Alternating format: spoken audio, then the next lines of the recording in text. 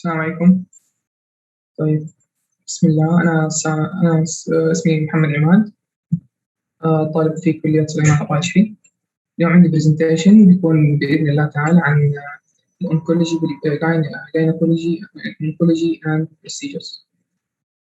حتكلم إن شاء الله اليوم عن gestational trophoblastic diseases، وحتكلم كمان إن شاء الله عن gynecological neoplasm، عندي في cervical disease neoplasia، وعندي كمان endometrial hyperplasia and carcinoma، في كمان الأوفيريان نيوبلازم. بإذن الله كمان هتكلم بالنسبة للبروسيجرز، هتكلم عن الباب سمير وبايبسي والأوبستريك بروسيجرز. إن شاء الله يعني البرزنتيشن يكون بسيط وسهل، وخلص إن شاء الله قبل الوقت بإذن الله تعالى. طيب، بسم الله. أول question حيكون عندي اللي هو snowstorm appearance on ultrasound. What is the diagnosis؟ طبعا السؤال اللي بتكلم هنا، أنا حاطه سؤال مختصر، هو دايركت شوية، بس الفكرة إنه الآن بتكلم أنا عن gestational trophoblastic diseases. gestational trophoblastic diseases هي عبارة عن rare variant of pregnancy ونيوبلازم of trophoblast. لما أقول لك مثلا trophoblast معناها بالبلاسينتا. It's rarely يعني causing malignant, so it's benign lesions. It's not malignant. It has three main types or three main subtypes: hiated form moles, both complete and partial, invasive moles, والchoriocarcinoma. أنا حتكلم إن شاء الله بإذن الله عن حركز يكون أكثر التركيز على الكومبليت والبارشل، علشان اثنينهم هم بيسأل فيهم، ويعني وبعض الأحيان يكونوا مخلوطين عن بعض، يخلطوا مع بعض. طيب، أول شيء بإذن الله حنتكلم عن الهايدد فورم. طيب، أول حاجة الهايدد فورم مول. إيش يعني هايدد فورم؟ هايدد يعني فلويد فيلد سيست، يعني عندك عبارة عن زي الكيس هذا فيه موية. مولا means false pregnancy، يعني full filled cyst in false pregnancy. الهايدد فورم مول عبارة عن growth of trophoblast tissue and its swollen chronic villi. villi يعني معناتها إنه في عندك clusters شكلها عبارة عن زي الجريبس، cluster of grapes. هذه الكلاستر of grapes نشوفها بالسنو بالالتراساوند بالسنوستورم appearance. بالسنوستورم appearance هذا بس بنشوفها بالكومبليت تايب. والآن شوية حوريك إيش الفرق بين الكومبليت تايب والبارشال تايب بالنسبة للهايدد فورم. طيب، إيش كومبليت مولش يعني؟ صار في fertilization، بس نتيجة الفرتلايزيشن هذه بصير عندك does not contain any fetal or embryonic parts. هذا أهم شيء. Also it caused by fertilization of empty egg that does not carry any chromosomes. يعني الكروموسومز كلها جاي من parental. Also the fetal karyotypes في عندنا يعني لما نسوي fetal karyotypes حتكون in three different parts or three different subtypes. Either 46XX, more common. Also 46XY, it's less common, and 46YY. The 46YY, this one is never has been observed because it's very rare, because it's lethal. It's not viable. The tissue will be not present or not be observed if it's having the fertilization and is resolved 46YY. For the partial mole, it contains fetal or embryonic parts. This is the main difference between the complete mole and partial mole. The partial mole, it's from its name, it's partial, so there is fetal or embryonic parts in addition to the trophoblastic tissue. So there is tissue rather than the trophoblastic tissue in opposite of the complete mole. Also caused by fertilization of an egg containing haploid set of chromosomes with two sperms, each of them containing haploid cyst of chromosome as well. So نتيجة two sperms مع one egg النتيجة حتكون يا 69 triple X or 69 double XY or 69 XYY. Okay. Also, for the complete more for its clinical features, mainly will be their vaginal bleeding, also pelvic pressure, passage of vesicles that may resemble a bunch of grapes. Also, endocrine symptoms, the patient will have increase in beta HCG. This is will lead other in you will see in the diagnostic test. The beta HCG level will be increased. This is very good marker when you diagnose complete mole. Also, preeclampsia before the 20th week gestation.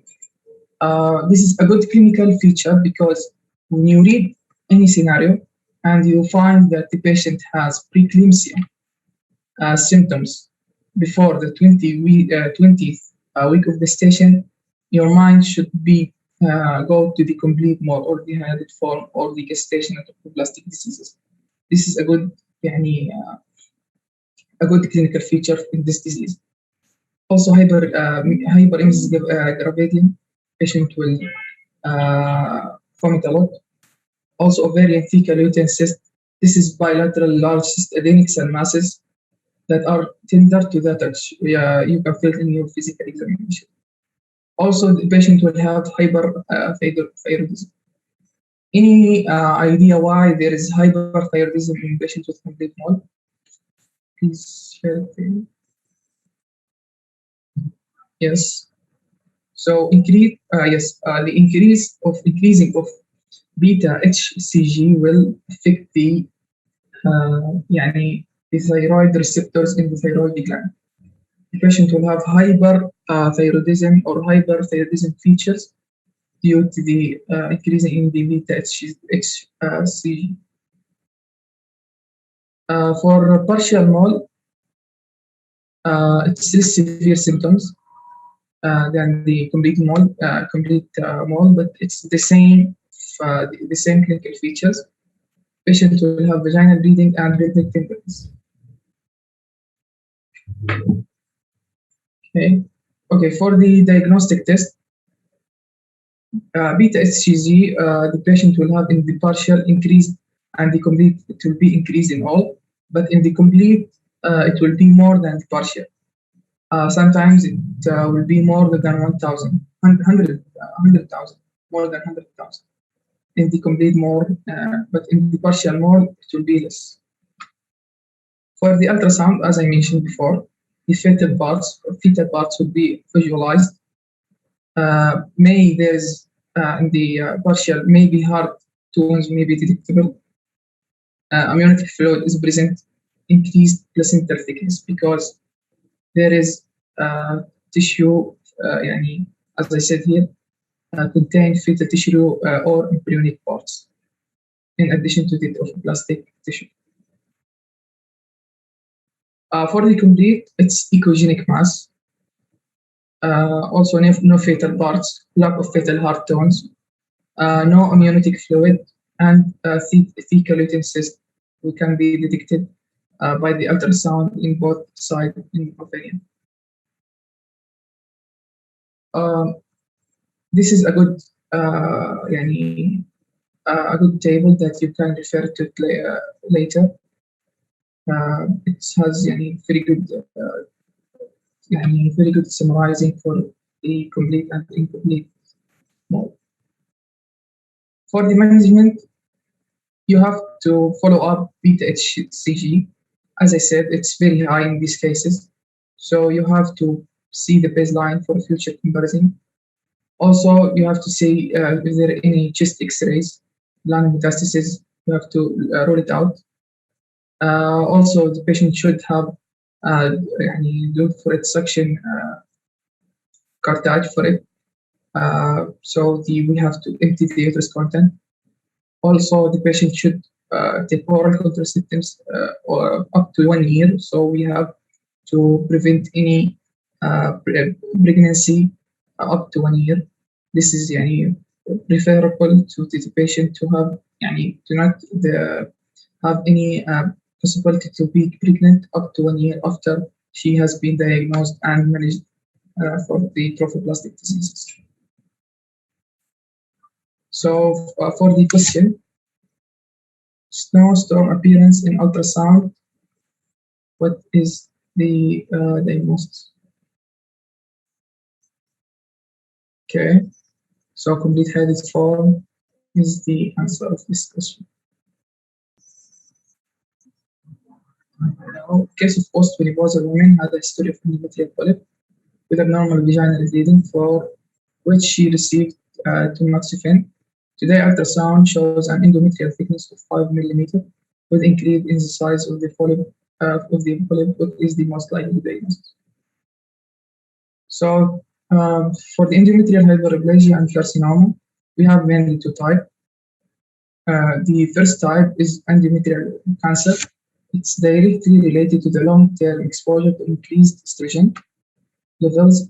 Also, there is some genetic related to it, like we have BTN gene and mismatch repair genes. And also there is associated other cancers with this type of oncology. The other type, it's called endometrial cancer. The main difference between them, it's more, estrogen independent, so it's not affected by the estrogen levels. It's associated with endometrial atrophy, especially in the postmenopausal women. Also, it's associated with genetic predisposition, so the patient will have family history.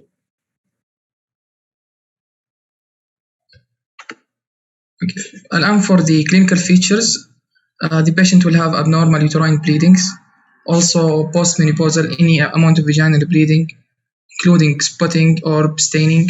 So in this patient will mostly will have abnormal uterine bleeding or abnormal vaginal bleeding, and the patient will be postmenopausal. So the patient will usually be more than 53 years old.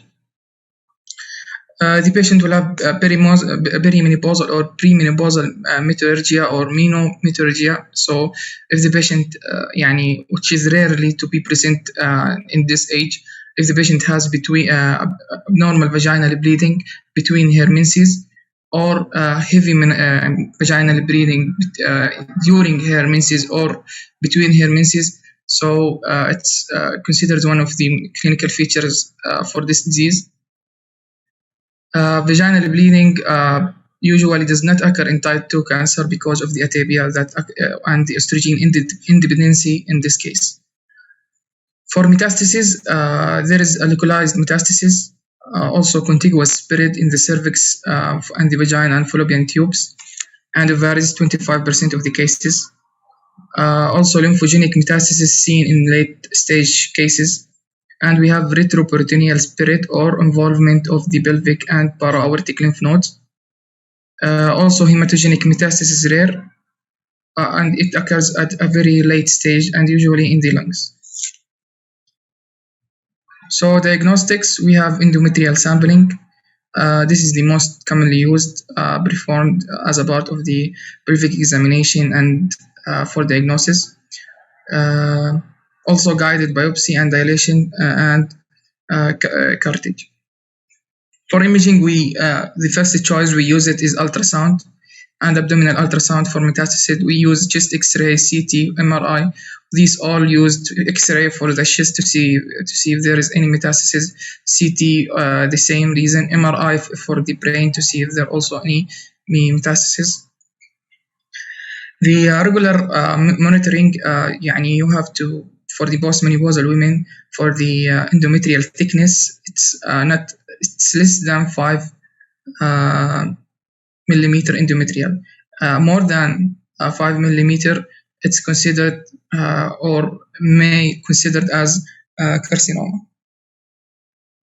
So this is the question. A case of postmenopausal women had a history of endometrial polyp with abnormal vaginal bleeding. She received tamoxifen. Ultrasound showed endometrial thickness of 5 millimeter with increase in the size of the polyp. And what is the most likely diagnosis? So endometrial cancer, as I said, this patient is post-menopausal woman, has 5 millimeter and increasing the size of her polyp.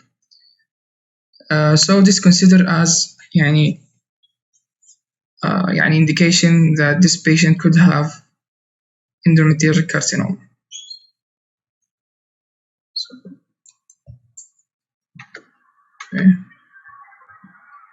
So this is the other question.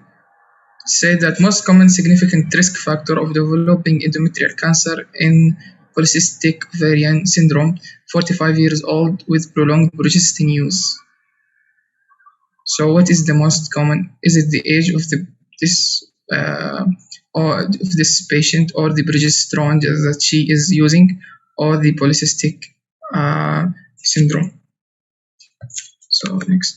So the risk factor, we have many risk factors. We have null parity, early menarche and late menopause. So the more the patient is exposed to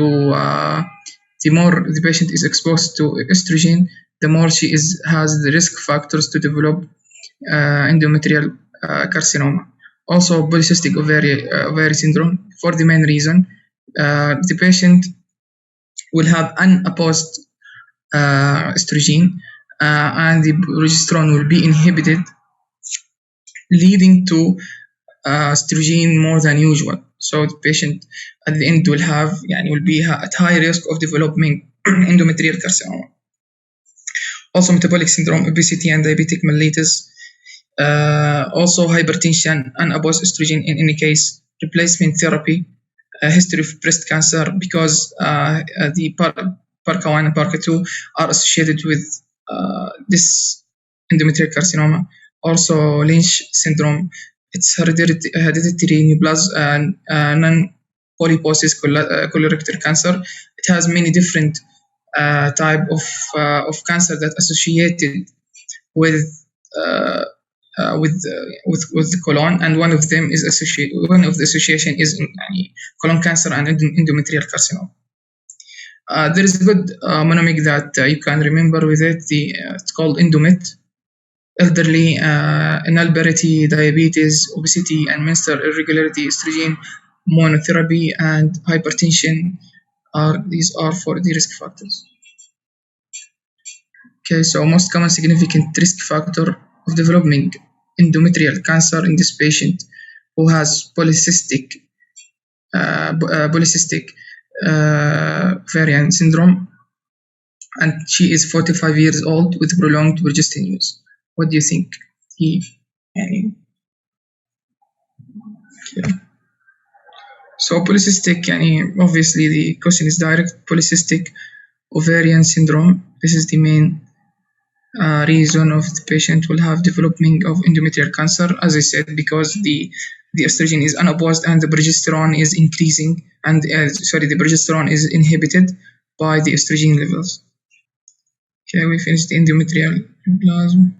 Yes, now for the treatment for endometrial hyperplasia and carcinoma.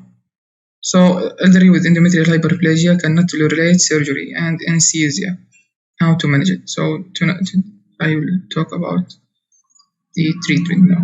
For the treatment, first of all, as in an oncology case, you have to stage this patient, stage it from stage 1, stage 2, 3, or 4, according to her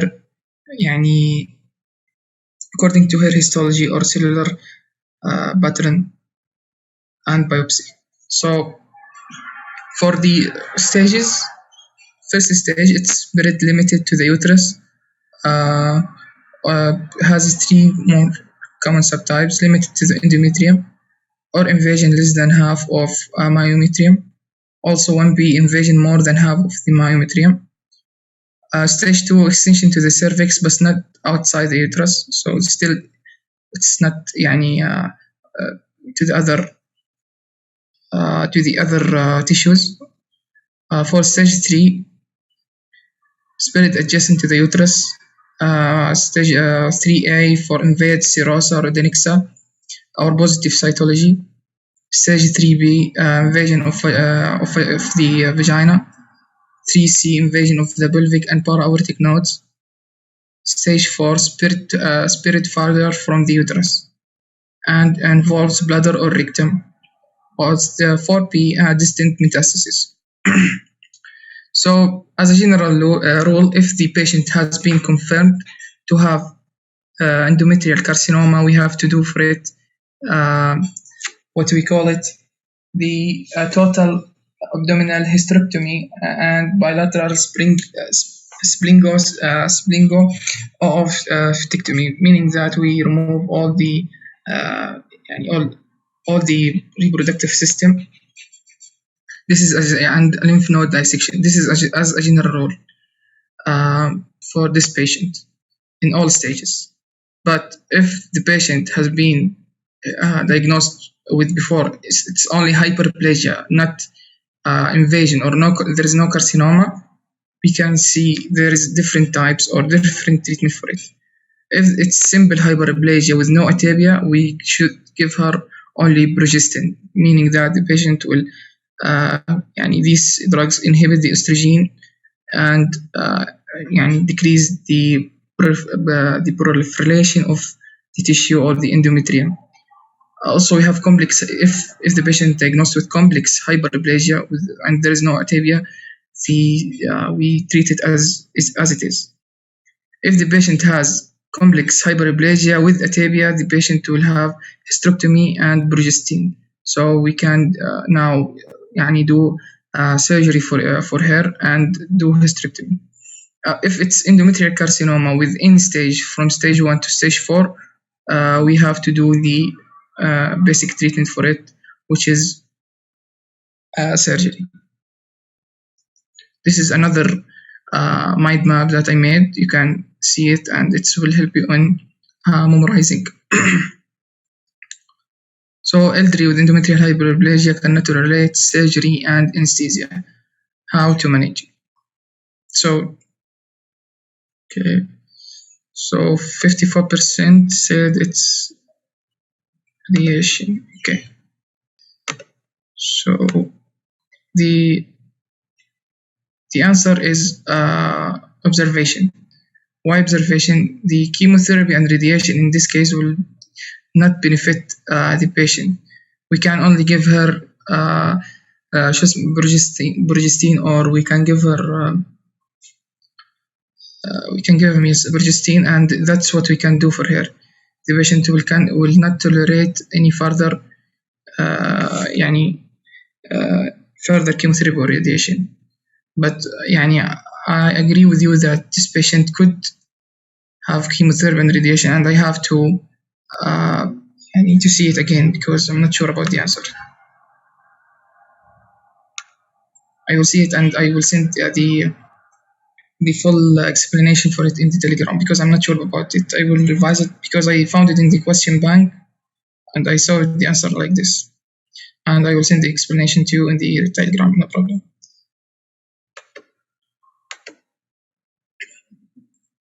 So now we will talk about the cervical cancer.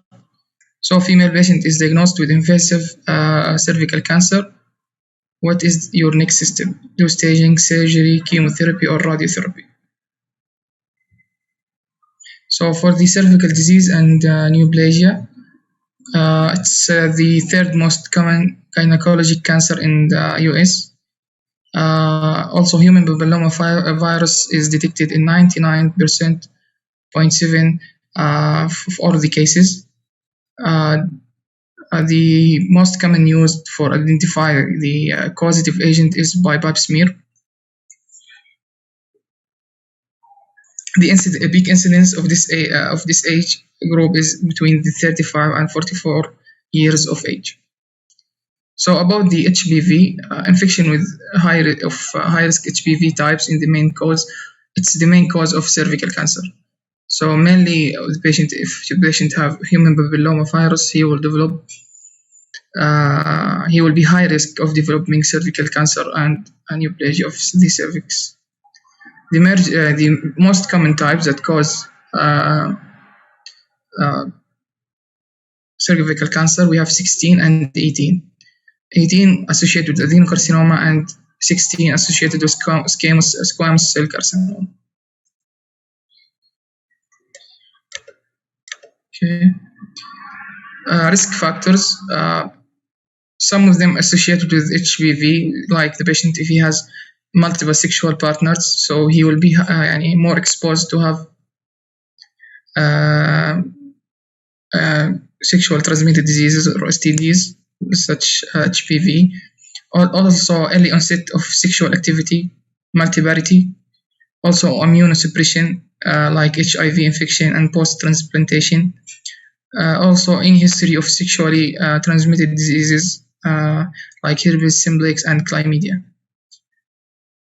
For environmental risk factors, we have cigarette smoking, also low socioeconomic status.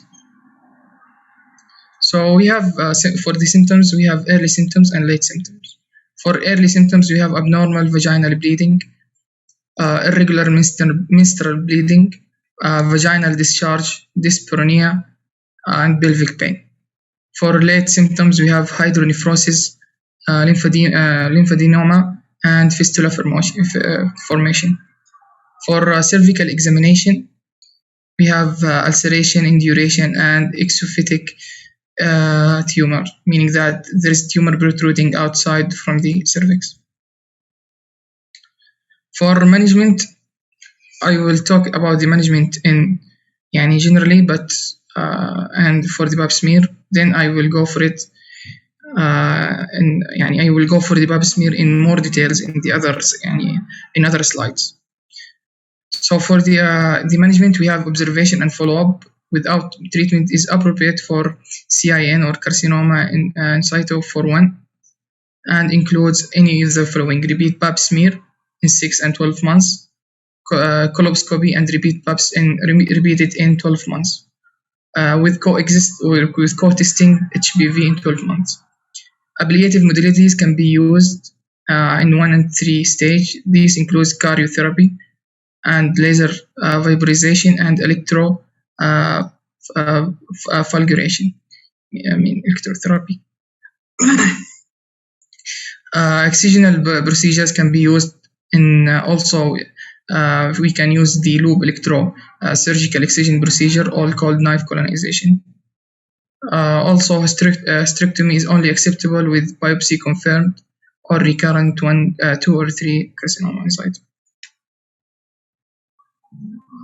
So this is follow-up options and how to manage patient with cervical dysplasia according to its histology.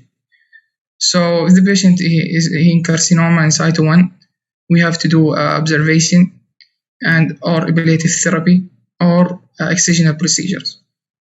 2 or 3, we can do ablative therapy or excisional procedures plus or minus hysterectomy only in recurrent status. So female patient is diagnosed with invasive cervical cancer. What is the next step? You have to do the staging. So patient is invasive, has been diagnosed with invasive cancer, cervical cancer. You cannot choose which treatment or which option of the treatment. You have to choose it until you do staging for this patient, as I show you in the previous mind map here. Now for the vaccination for HPV. An 80-year-old female worried about cervical cancer. She took her first dose of HPV vaccine 2 months ago. What is the best thing to do at this visit today? So, vaccination for HPV, there is administration of 2 doses of HPV vaccine to all individuals between 11 and 12 years of age. So first of all, the vaccination should be determined. Before you give vaccination, you have to determine what age of this patient. If the patient is between 11 and 12 years of age, you have to give him 2 doses. The first dose should be started as early as 9 years of age. The second dose should be administered 6 to 12 months after the first dose. Also, if there is a third 3 doses to all unvaccinated individual between 15 to 26 years of age, the second dose should be given between 1 to 2 months after the first dose. and the third dose should be given 6 months after the first dose. So if the patient has he has unvaccinated till he is more than 15 years old, should we give him three more than three, or we have to give him 3 doses. The first dose, we can give him the first dose, and the second dose should be after 1 or 2 months, and the third dose should be given after 6 months of the first dose. This is the patient is unvaccinated. So returning to our question, an 18 years old female is worried about her cervical cancer, and she took first dose of HPV vaccines 3 months ago. What is the best thing to do in her visit? Okay, 76% said that give the second dose at this visit. So, yes, the answer is give the second dose at this visit. So as I said, the difference between the first and second dose should be for unvaccinated patient who is between 15 to 26 years old, should be between 1 to 2 months, regardless of the first dose one. So most common ovarian cancer marker, we'll see the CAA 125, AFP inhibin. We'll see there is different between them. Also, the most common ovarian cancer mass is in women who are more than 55 years old of age. Second most gynecological cancer. Median age of diagnosis is 63. Risk factors also include BRCA1 44% and 17% for BRCA2. So this patient will also develop breast cancer, or has high risk of develop breast cancer. Also Lynch syndrome. And hormonal factors, we have early menarche, infertility, late menopause. All of these could expose the patient to have ovarian cancer. Also endometriosis as a risk factor. So we have different subtypes according to the histology of ovarian cancers. We have surface epithelial, we have epithelial tumors, also germ cell tumors, and 6-cord stromal tumors. The most common is epithelial tumors, which are considered as 90%, and the most common of them is the cystoadenoma, or the serous and mucinous one. So the most common is epithelial tumors, and the most common of them the serous one. For the germ cell tumors, considered as the second most common,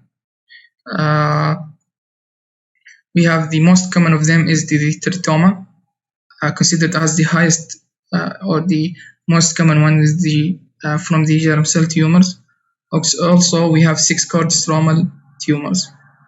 The 6-cord stromal tumors considered as hormonal active tumors, so they are considered to be active and produce different types of hormones. The different clinical features of them of the ovarian cancer. Traditionally ovarian cancer was considered before as a silent killer, so they have no symptoms before,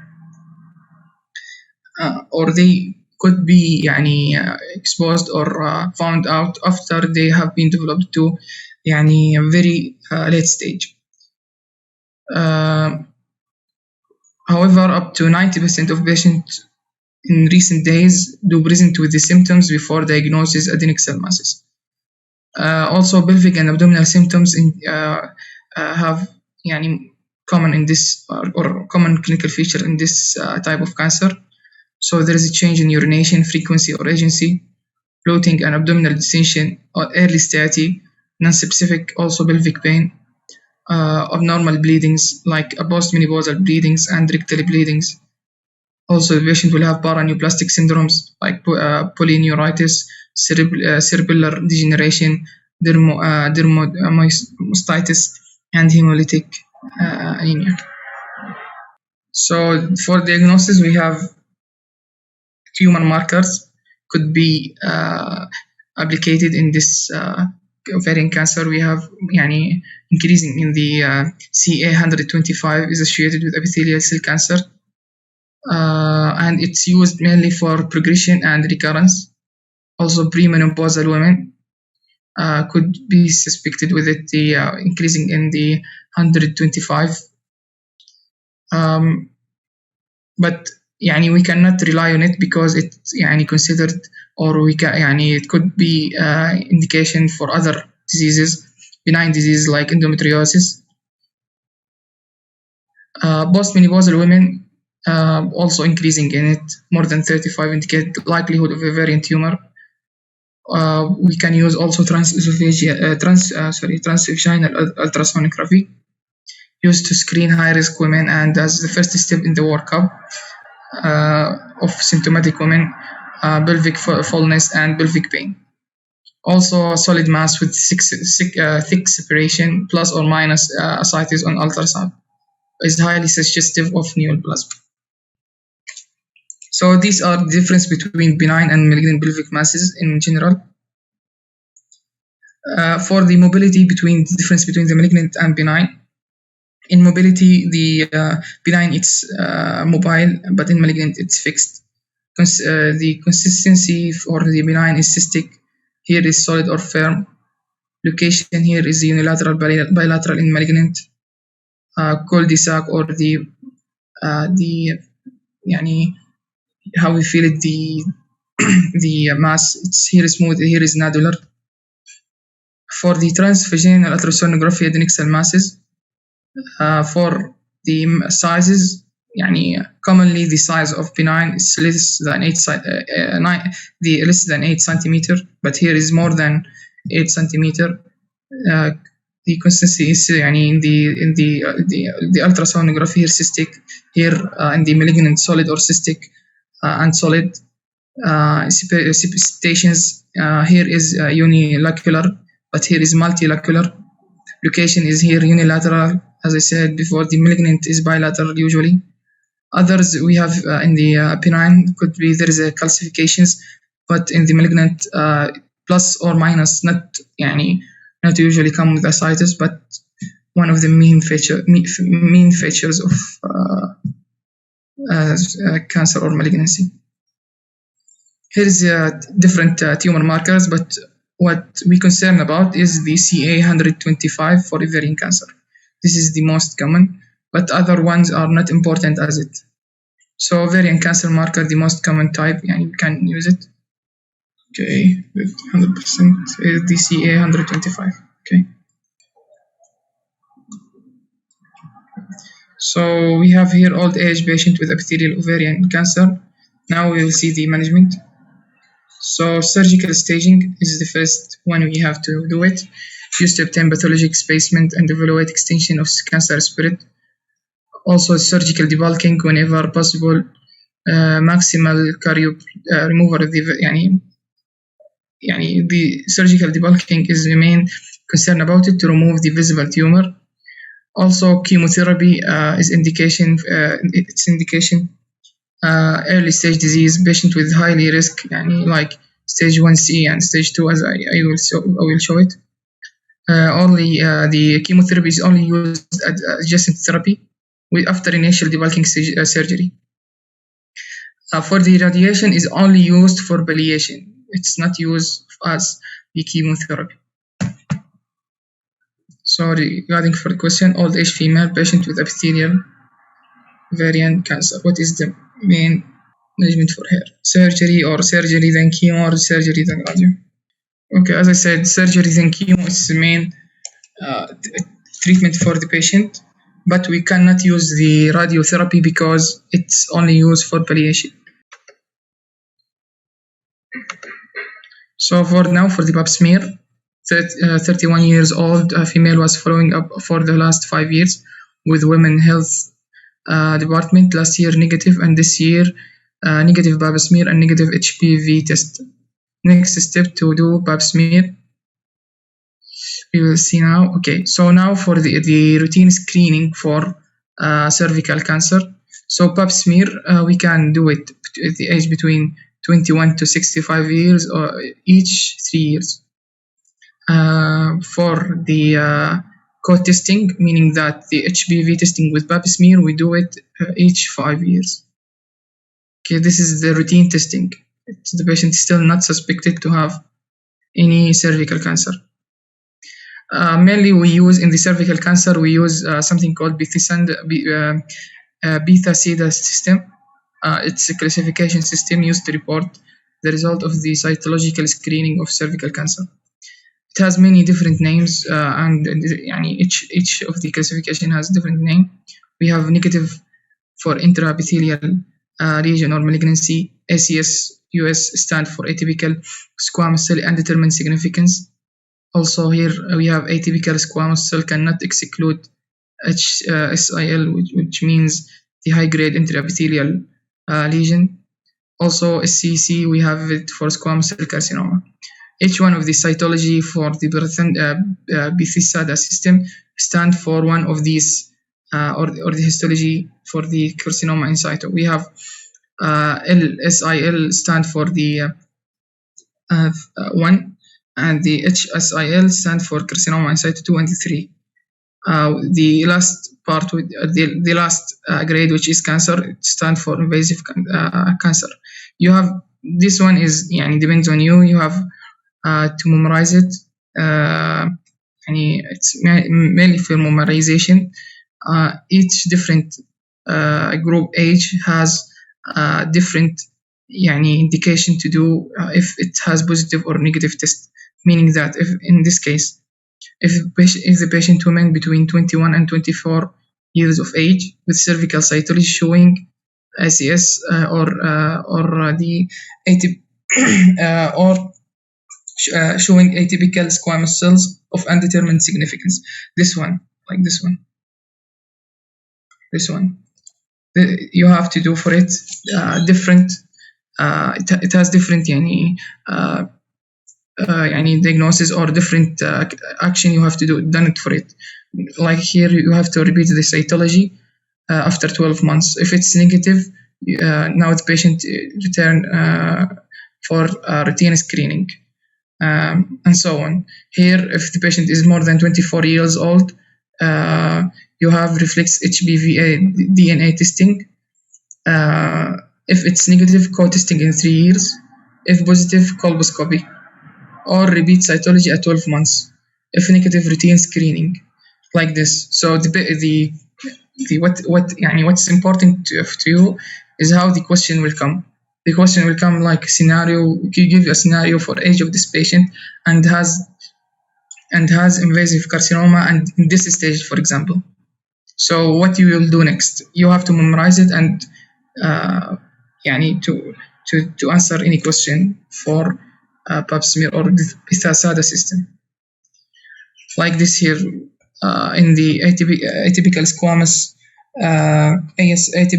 cells of highly suspected squamous carcinoma, you have to do the next step. You have to do colposcopy, regardless of HB status. So the same here. You have to follow these rules. So I will leave it to you because here is the main. You can follow it. This is the mind map that you can. I wrote it from Amboss. You have to memorize it because most of the question will come. What is the next step and what you will have to done after this or in this stage for this patient. Also, this is a simpler one. You can see it. This is from Kaplan and this one from Amboss. So this one, 31 years old female, was following up for the last 5 years with women health. Last year negative, and this year negative pap smear and negative HPV test. Next time to do pap smear is in 3 years. So as I said, the most of the question will come in the same principle. They have the same principle. What is the next step you have to do? So why this one is in 3 years? Because this patient has 2 times done the pap smear and HPV test. So you will return it back to her routine sampling or routine screening. Okay. So as the final part, a pregnant female patient with highly suspicious lesion on the valvula, what to do for her. For the clinical presentation is the most common symptom for both benign as well as malignant lesions is valvular itching resulting in scratching. For differential diagnosis, this includes sexually transmitted disease, benign valvular dermatosis, or cancers. All valvular lesions with highly suspicion need to be biopsied and need further examination. So as a general rule and similar law, any valvular lesion should be biopsied to exclude any malignancy. So this patient, pregnant female patient with highly suspicious lesion on the valvula, what to do for her? Okay, tissue biopsy. As I said, valvular lesion should be only biopsied. This is the main simpler rule in valvular lesion. So thank you. This is my references, and I hope it was clear. Any question? I'm here. Thank you.